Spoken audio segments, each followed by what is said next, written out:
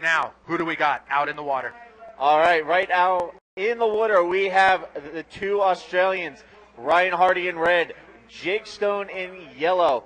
The veteran against the up-and-comer, I guess you could say. Yes, both riders have a very clean technique riding style. Ryan Hardy, you know who the guy is riding when you see this bottom turn. Ryan Hardy has mastered the fundamental maneuver in bodyboarding, and that's the bottom turn. You need to master that move to do big lip aerial maneuvers, and Ryan Hardy has that down in his pocket. Jake Stone, on the other hand, very fierce, new, innovative. What else do you got? Yeah, right now, I mean, what can I say? Ryan Hardy, one of the main contenders in the title race, one of the main threats to Jeff Hubbard.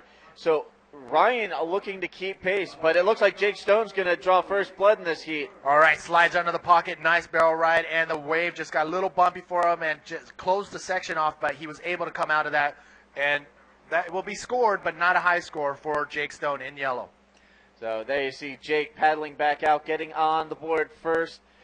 Meanwhile, Ryan out there waiting for something to roll in to get him on the board. I asked Ryan Hardy what kind of board shape he uses and why he chooses the preferences, and this is what he had to say. I ride a relatively narrow and straight template with a higher wide point around the elbow.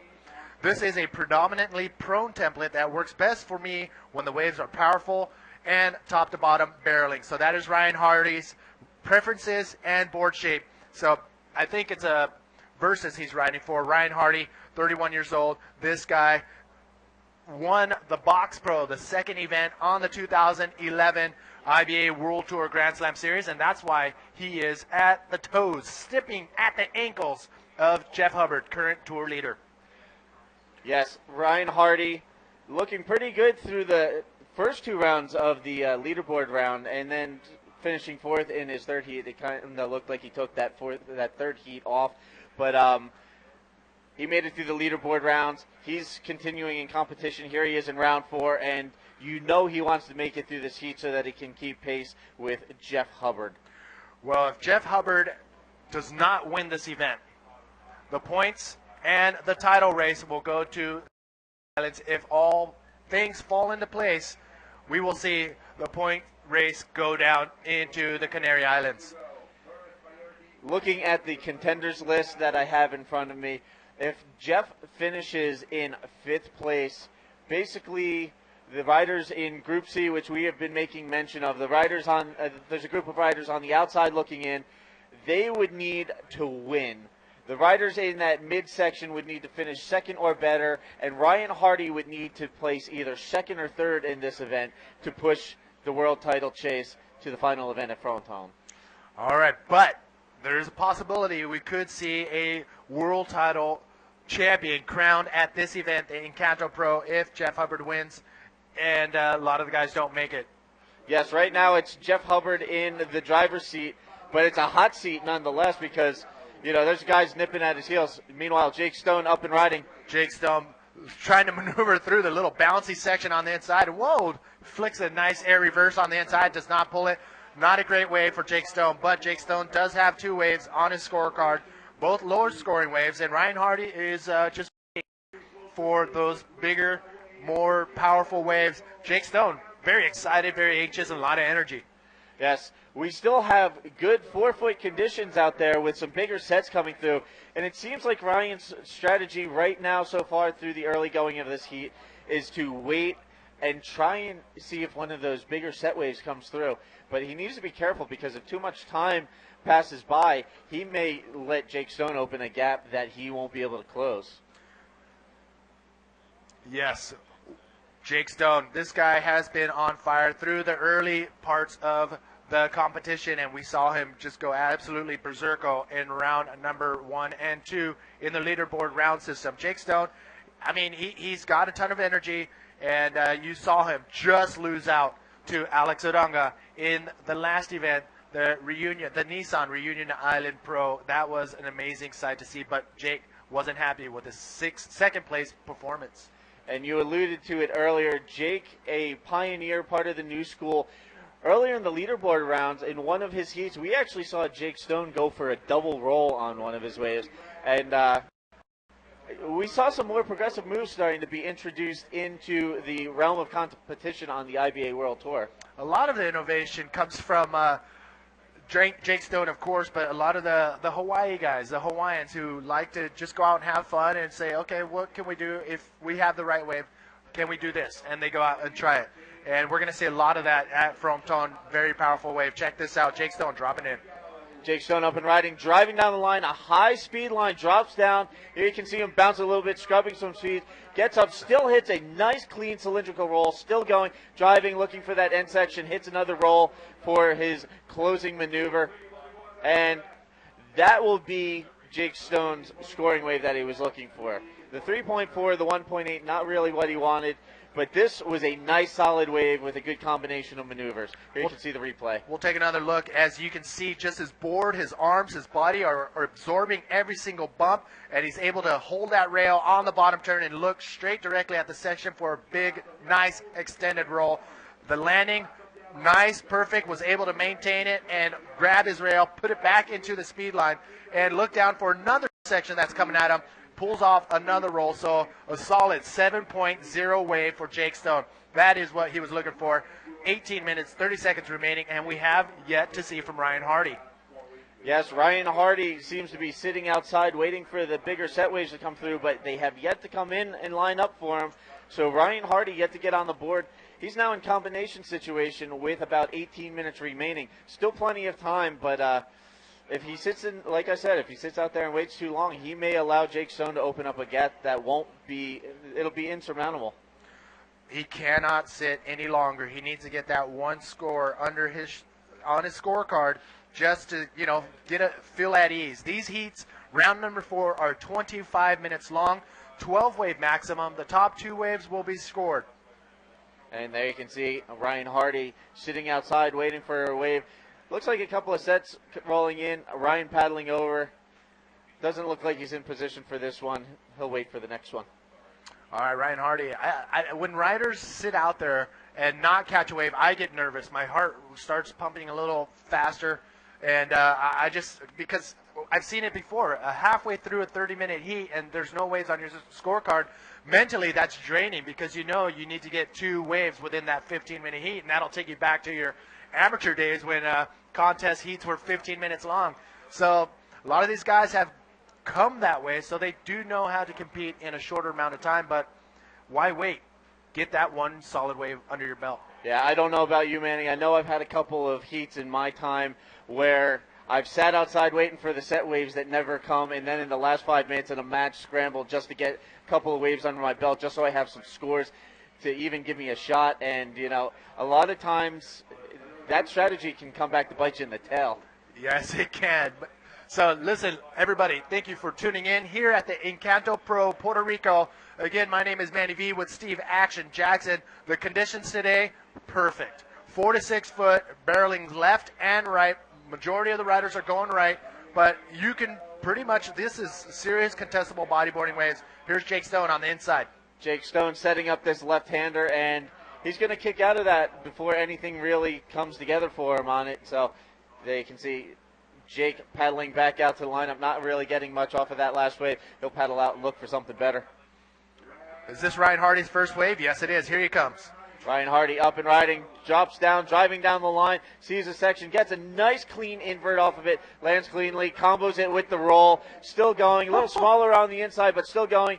Another roll, and he's still going, Manny. There he goes. He finally kicks out. So a nice invert and a combination of rolls to boot. Ryan Hardy's on the board with his first wave. That should be a pretty decent score. Nice. So Ryan Hardy, one of the best, cleanest rail-to-rail riders on the planet. And here he is. Look at that. Bottom turn, just perfect streamline straight for the section. Nice clean air. And this is one of the most, the moves that he does, he's always looking one move ahead. And you can see it right there. Before he even lands that invert, he's already looking down the section. After that, pulls a roll, comes in the inside, and does another little bit more forced roll on the inside. But Ryan Hardy putting together a nice wave right there. So 7.4 for Ryan Hardy. So as of right now, it looks like his strategy of waiting starting to pay off. A 7.4 on his first wave. So he waited it out, got a solid first score. Now he just needs to go back out there and find that secondary backup score. And You know, he really only needs a 3.0 to catch Jake Stone now at this point, with just under 15 minutes remaining in the heat.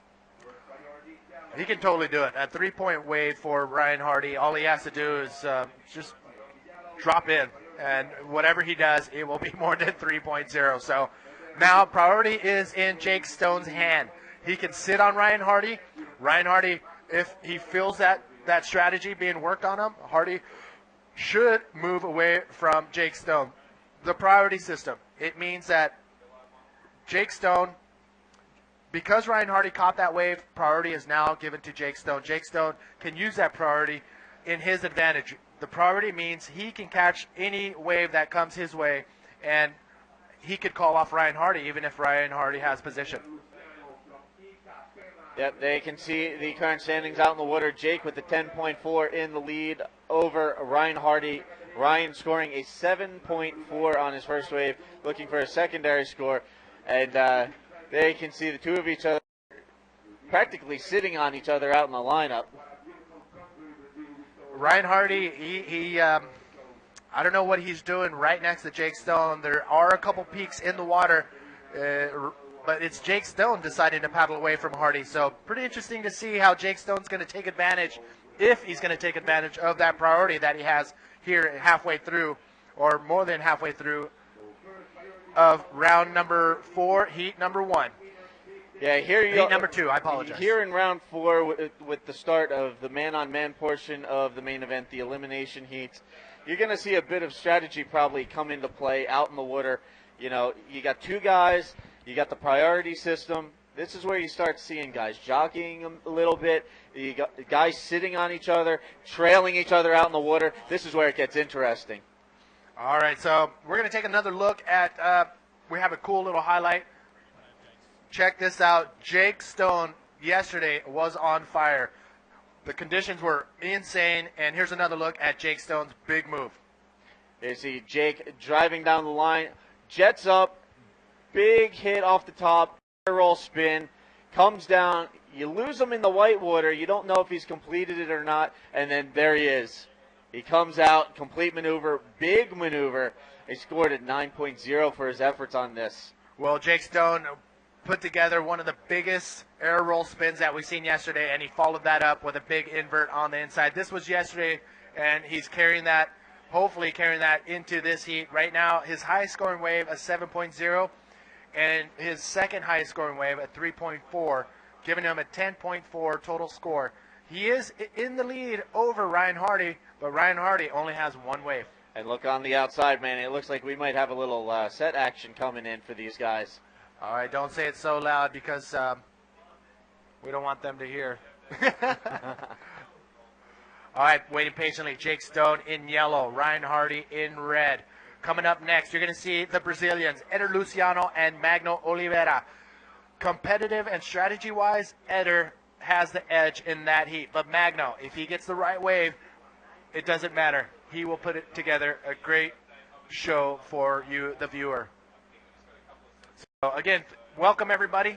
This is stop number 7 of 8 on the 2011 IBA World Tour Grand Slam Series. And again, Manny V with Steve Action Jackson holding down the live feed. Yes. So, Manny, after this, the tour goes to Fronton. How you feel about that? Oh, my. Watching what happened last year, I cannot wait to see what Fronton can deliver. I saw a little glimpse of it, but everybody I talked to said, no, Manny, that wasn't Fronton. So I'm very excited to see Fronton come alive and see all the top riders out there putting it on the line. Because there, it could get, it's dangerous there. That's all I can say. It's dangerous at Fronton. Unfortunately, I wasn't there with you in Fronton last year. I was freezing my butt off in New Jersey, watching online, but I was glued to my computer screen. The action that went down, you know, guys like Hardy, Ryan Hardy up and riding. There you see drive off the bottom, hits off the top. Wow, look at that. There you see driving down the line, another maneuver. Unbelievable. Ryan Hardy coming out of that air roll spin and just engaging that rail and just getting a ton of speed to the inside. And he was pumping his fist, little New Jersey pump. I think you know what that is. And Hardy coming all the way to the inside and rolling onto the sand. So Hardy, I think he just put it all on the line. He knows what is at stake. He's chasing a 3.0, and that will definitely be the wave. Let's take another look. All right, here you see him driving down the line. He heads up to the top, punches the roll through the lip. I'm sorry, not a roll. Air roll spin, gets it around in the white water, using his arms to re-engage his inside rail, drive around the section. You can see him sliding up into the pocket, gets a nice little cover up, driving down the line still, and then he's going to roll out of that barrel. And Ryan Hardy looking like he's having a lot of fun on this wave. Yes, unbelievable. Great wave for Ryan Hardy. I think that's why he was doing the Jersey pump or whatever, the fist pump. But check this out. During that replay, we did see a wave of Jake Stone. He went left on it, and I think we do have the replay on that one. So Ryan Hardy making his way back out through the bubbling and churning whitewash on the inside. Yeah, so Ryan Hardy scoring a 5.75 on that last wave. That'll give him a combined 13.15, and for the first time in this heat, he's ahead of Jake Stone in the lead. 8 minutes and 35 seconds remaining in this heat, so there is time for Jake Stone to grab a 6.16 wave. In fact, we're still waiting for that score to drop from Jake Stone's left, and there it is. Now here it is, the left that we were missed live, but here it is, the replay. Beautiful inverted area, and how's the landing? He actually landed on the whitewash as it was coming back up, so a nice soft landing for Jake Stone, and the judges 6.9. That moves Jake Stone back into the lead, so a little flip-flop action out in the water. Jake Stone in the lead, then Ryan Hardy, then Jake Stone takes it back. All right, check this out, Jackson. We have the winner of the first heat, round number 4, downstairs with Shaggy. Here we go, Shaggy and D-Hub. Hey guys, I'm down here with Dave Hubbard, the winner of the first man-on-man heat of round 4. Congratulations, Dave. A bit of a relief after coming 16th in Reunion and now here in Puerto Rico. How does it feel? I was really stoked. I was, just biting my nails, waiting to see what was happening with the last heat. Got the call. I was the last guy to make it, so boom, first heat with Mitch. What a relief. And then you had an awesome first wave, that air reverse, and then you 9.5 on your second wave. Talk us through that second wave. So many combos. Yeah, I was seeing it come in. I knew it was going to be smooth, so I just figured start off with a barrel, then 720 on the face. Out of that, I saw it bowling up, did a flip, and kept going on the wave. Actually saw it, reforming up, did a bank reverse, and then I was almost on the shore, so I figured just roll it onto the sand, Yeah, I noticed you scraped your knee rolling it onto sand because there's a few rocks down there. But congratulations on your win, mate. We'd like to say hello to everyone back in Kauai. Yeah, definitely. Thanks so much for the support, guys. Aloha. Boogie Nation. And back to you guys up in the studio. Always great interviews from Shaggy downstairs on the beach. And that wave of David Hubbard, we'll get back to it. Check this out, Ryan Hardy. Ryan Hardy driving down the line. He's going to duck out of that one before it closes on him. So he'll paddle back out, look for a better one to try to take Jake Stone out of the top spot. We have about 6 minutes remaining, and as we were discussing before, a little flip-flop going on before that interview. Jake Stone has been holding the lead this entire heat, and then Ryan Hardy jumped ahead of him, only to have Jake Stone take the lead right back on the following wave. Yes, right now, Ryan Hardy chasing a 6.5 to take that first place spot back away from Jake Stone. Now, this is the round 4. This is winner advances, second place. Check, please. You are done with the event. I want to talk about Dave Hubbard's wave one more time that we showed in the replay. He pretty much did every maneuver except for a backflip on that wave. It was amazing. I mean, that is a replay reel that you can watch on youtube.com/IBA Tour. That is a wave that you want to study if you are watching as a young competitor. Perfect execution. That wave got me so stoked, I literally wanted to get up out of the commentary booth, go grab my board and fins, and go hit the water, Manny. I know. I wish I would have brought my board and fins down to the beach. Now we got to go back home, come back here, because it is unreal conditions here at Middle on the beaches of Isabela, Puerto Rico, the northwest side in paradise. That's right. I foresee a fun session for you and I after we're done broadcasting today. Oh, for sure. Okay. I asked Ryan Hardy, here's a quick update on what we got going on in the water. 4 minutes, 50 seconds remaining. Hardy, what is the worst wipeout you've ever had, or hold down, and whatever? When did you feel like you're ready to meet your maker? He said it's a tie between Chopu, and Pipeline. And he just says there was just so many somersaults going on in the whitewater in the turbulence, and he had to fight and pull out of some of the treacherous wipeouts that he's had at Chopu and Pipe. So he knows how to deal with big surf, and he had to deal with it yesterday, but here he is dropping in and taking a look at this one, Ryan Hardy. And here's Ryan Hardy taking a look, but he's going to turn around. And Manny? Yeah. Looks like a little something rearing up on the outside there. Oh, wow, you're right. You got some eagle eyes on you, Mr. Steve Action Jackson. Look at this, forming up. It is not going to be one that these guys are going to go after. So we do have a little lull in the action. Let's take another run down our sponsor list. All right. Puerto Rico does it better. Be sure to go to seapuertorico.com for all the information you need. Travel information, hotels, history, you name it. Also, Coors Light, the official beer of the Encanto Pro. We like that one. Oh, yes, most definitely. Also, El Nuevo Dia newspaper. Gasolina, party in a pouch. If you guys haven't tried Gasolina, this stuff packs a punch. All right, ATH Evertech. Parador Villas del Marjao, the official hotel. Claro, our internet and cell phone provider. La X, the radio station. La X. La X. Yes. Thank you, Manny. Also, we'd like to thank Sprite, Vitamin Water, Ride It Magazine, Pride, Science, and Custom X Bodyboards. There you have it, the rundown of the support crew making the Encanto Pro here in Puerto Rico go down. And Natasha, Bianca, the organizers of the event, doing a great job and supplying not only a great venue, but awesome hospitality. We love it. And there you can see on screen, 2.5 minutes remaining. Jake Stone remains in the lead with a 13.9. Ryan Hardy currently in second with a 13.15.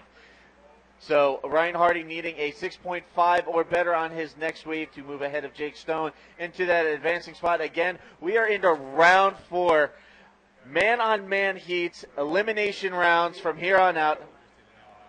There you can see on screen Jeff Hubbard watching anxiously. Well, he's watching anxiously because the one person who is hot on his heels for that world title crown is this guy, Ryan Hardy, in the red jersey. So this could be a really good heat for Jeff Hubbard if Ryan Hardy cannot find that 6.5 wave. Yes, if Ryan Hardy gets put out here by Jake Stone, that's a huge step closer to that third world title for Jeff Hubbard. Unbelievable. Look at him. You can see a little smile right there, winding down, a little nervous. I want to know what he's listening to on his iPhone. And, whoa, does that look like the missing IBA International iPhone cover that he has on there? I don't know. Jeff probably has already gone online and purchased one of the IBA iPhone covers. But there you can see Jeff watching, eager anticipation on his face to see how this plays out in the water right now. Counting down to about the final minute in this heat. And again, Ryan Hardy looking for a 6.5 or better to move in front of Jake Stone and keep his title contention hopes alive. Wow, if Hardy goes down and Jeff Hubbard wins, we could see a new world champion go down here at the Encanto Pro. Wow, look at the nerves Yeah, coming up next. The there's rider a lot of pressure Eder, on these guys, man. yes, Eder Luciano in the next heat, and it is Jake Stone taking advantage of the priority. And 30 seconds remaining. Jake Stone had to do that to fend off Ryan Hardy. Ryan Hardy looking for that 6.5. Will Ryan Hardy advance on? Will he open the door by not making it for Jeff Hubbard? And look at this. 10 seconds, Ryan Hardy lining up a wave. Is this going to be a 6.5 wave that Ryan Hardy is in search of? He has to go. He's running out of time. Ryan Hardy dropping in. Ryan Hardy going for the arrow spin, gets it around, falls behind the whitewater section. We'll see if that's enough to move him ahead of Jake Stone. You can see on the previous wave, Jake Stone took the wave utilizing priority, but he was actually paying more attention to looking over the top of the wave to see if Ryan was going on a wave than he was actually concerned with riding it. Exactly. So Ryan Hardy, Jake Stone using the priority and may have knocked out, may have caused the upset of the event. Jake Stone, has he been the spoiler for Ryan Hardy? Wow, and the score drops a 5.15. Ryan Hardy's going to come up short and be eliminated from competition. This could have a seriously detrimental effect on his title hopes. Oh, my. Now the door has been opened. Can Jeff Hubbard make it to the final? Can he pull off a win? Can he do it here at the Encanto Pro Puerto Rico and become the 2011 World Title Champion? Jeff Hubbard now, he is going to face off PLC in round number 7, and that could make all the difference if PLC knocks out Jeff Hubbard.